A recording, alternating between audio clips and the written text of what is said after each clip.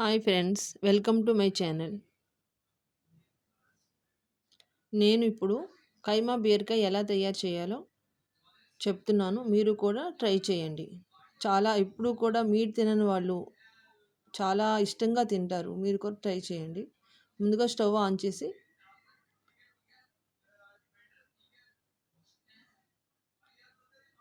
అందులో ఆయిల్ వేసి కళాయిలోని ఆయిల్ వేసి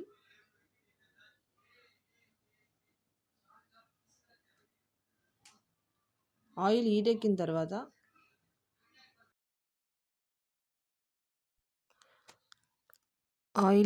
తర్వాత కట్ చేసినటువంటి ఆనియన్స్, పచ్చిమిరపకాయలు వేసేయాలి. అవి బాగా గోల్డెన్ బ్రౌన్ కలర్ వచ్చే వరకు ఫ్రై అవ్వనివ్వాలి. ఒక 5 నిమిషాలు ఉంచితే కలర్ వచ్చేస్తాయి.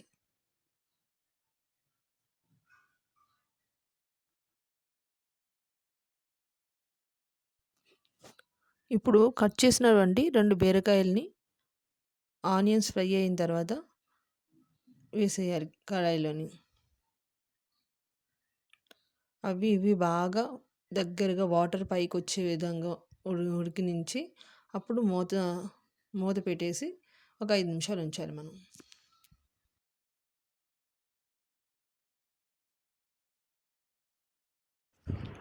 చూడండి, ఇప్పుడు చాలా బాగా ఉడికాయి.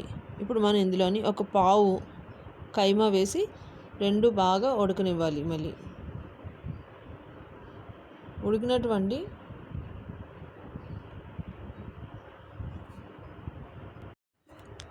ఉడికినటువంటి కైమాలోని కారం ఒక 2 లేదా 3 స్పూన్ల కారం, మనకు సరిపడినంత సాల్ట్ కూడా మనకు సరిపడినంత వేసుకోవాలి. వేసి బాగా కలపాలి.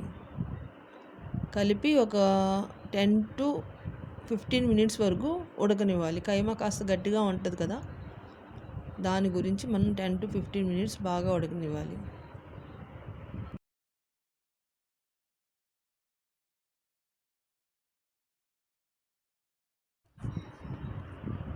ఇలా దగ్గరగా ఉడకనివ్వాలి. ఇప్పుడు ఫైనల్ టచ్గా అల్లం వెల్లుల్లి ఉల్లిపాయ టమాటా పేస్ట్ వేసి దాని మీద ధనియాల పౌడర్ కూడా వేసి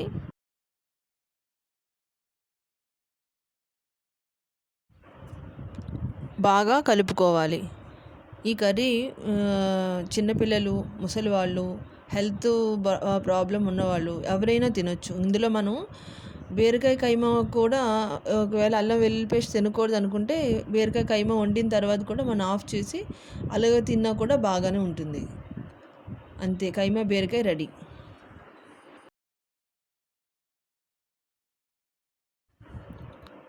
please like, share, subscribe, comments.